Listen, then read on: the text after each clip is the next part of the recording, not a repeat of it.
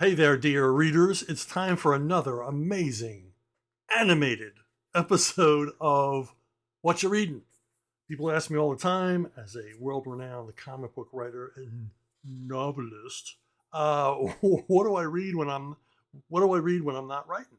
What do I read for pleasure? What do I read for info? Well, this week I found something amazing. Donald Duck Vacation Parade. No, hold on. Before you walk away, I don't like Disney stuff. I don't like Donald Duck. I don't read kids' comics. I don't like comics about funny animals. Yeah, hold on, because this is different. It's by two absolute comics masters. I'm gonna get these names right. Frederick Bramaud, probably murdered that, and Federico Bertolucci. I know I pronounced that right. I had a lot of Italian friends growing up. Okay. And it's this big, oversized hardcover, just absolutely beautiful book, reprinted from the Italian publishers by our good friends at Fantagraphics. And what these two guys did, these two comic geniuses, is they took their inspiration from an old Donald Duck cartoon from the 40s, Donald's Vacation. It's a classic. Um, and they just sort of went for it in a big, like 64-page graphic novel. And the art is stunning. It is right out of like classic 1940s, peak of his popularity, Donald. And the most incredible thing about it is a 64-page graphic novel, no words, no sound effects, nothing.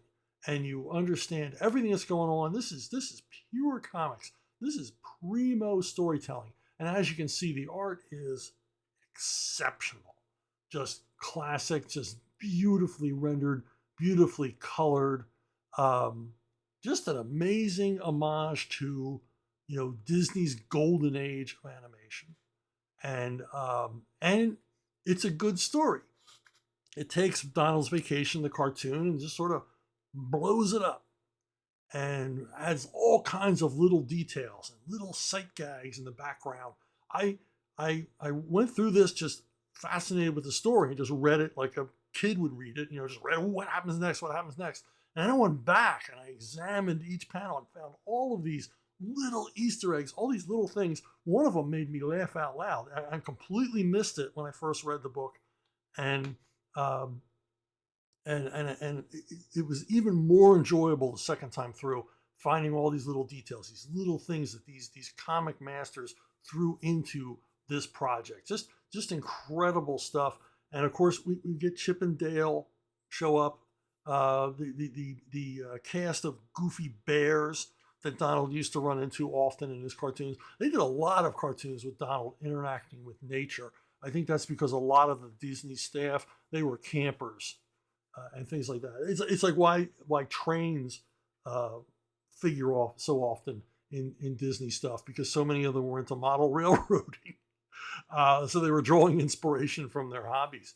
But I cannot recommend this enough. And largely, I mean, even if you're a grown-up person who says, I don't want to read a kid's comic, but if you're a student of the comic art, you got to get this. You got to take a look at this. This is beautiful. And more importantly, and I would urge this to all of you, I assume since you're watching this, you are dedicated comic readers, that you love the medium. If you've got kids in your family, or I know my audience is old enough to have grandkids for the most part, if you've got kids, this is the perfect project to introduce them to the comics medium. And the beauty of it is, even if they can't read yet, they don't need to be able to read to understand and get a laugh and really enjoy the story and really see the wonders of what the comic medium can be. So I urge you, if you're try to remember this book, if you're thinking about Christmas or whatever, for the little ones, they're going to read the covers off of this thing. Trust me. I know if I was a kid, if I was 6, 7, 8 years old, I would have read this book to death. I would have read this book every day for 3 weeks when I first got it. So something to think about. And that's it for me. I want to thank you all for listening. Thank you for watching. I'll keep reading, and I'll see you all down the road.